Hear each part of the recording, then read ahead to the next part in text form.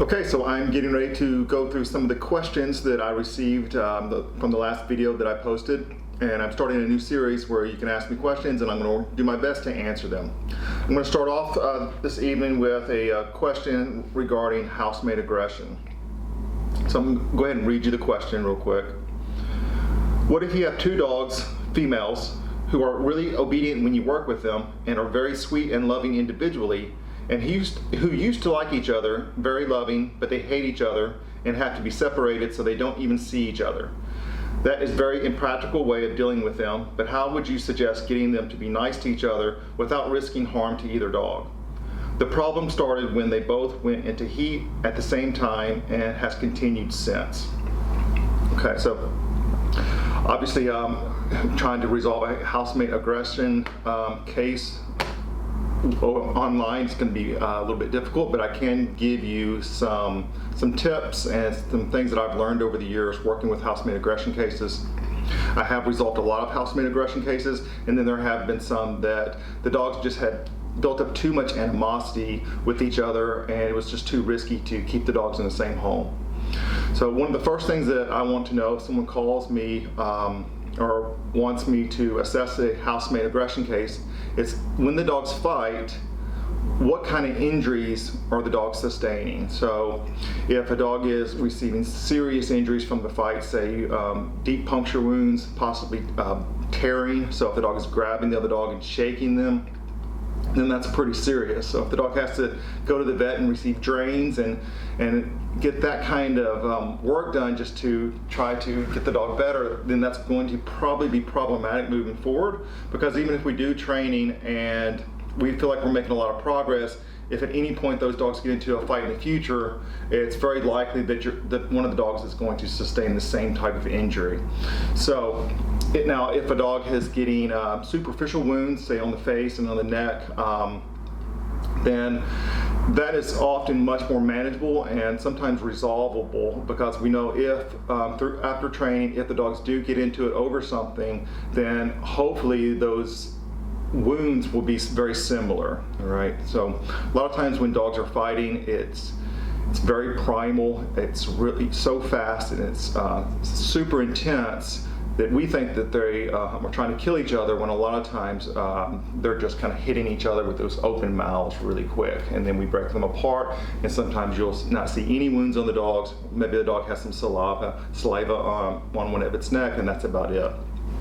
So one of the first things I want to assess the injuries. Now if there's superficial wounds, or maybe none of the dogs that have been to the vet, then we start moving forward with identifying triggers. Okay, so every dog is going to differ a little bit possibly on what triggers is causing the fighting, but there are some common factors that seem to be across the board.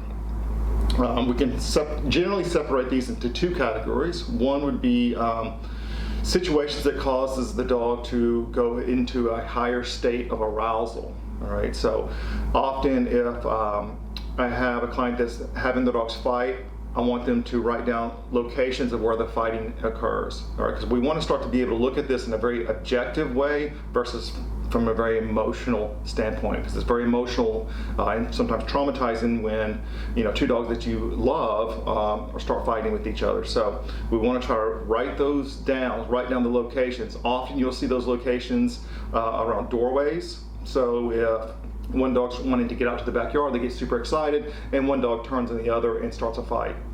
You will often see this if two dogs are running up and down a fence line. Maybe there's another dog on the other side, and then those two dogs get into the fight on the inside of the fence.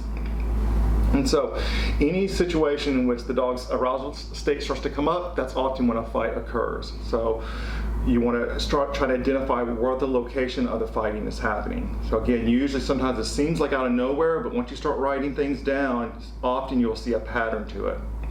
Okay, so we got high states of arousal, and then the next category would be is usually fighting over resources. Okay, and there can be lots of different resources. Often we see fighting over food, right? So that's something that's pretty easy to take care of. We can just, if you're free feeding, you can start schedule feeding the dogs in crates or different rooms, and that can take care of that problem. Dogs will often fight over toys. They'll often fight over bones. And then something that's very common is they'll fight over attention from the owner. So classic example is one dog is laying on the couch in the owner's lap getting pet. Another dog approaches, and then the dog that's on the owner's lap getting petted has a problem with that. So they may start a fight at that dog approaching because they are essentially guarding the owner from the prospect of that other dog getting attention. Okay, so you want to make these lists and saying, okay, what do these dogs typically start fighting over? And then what we do is, once we have that list developed, we start targeting those triggers.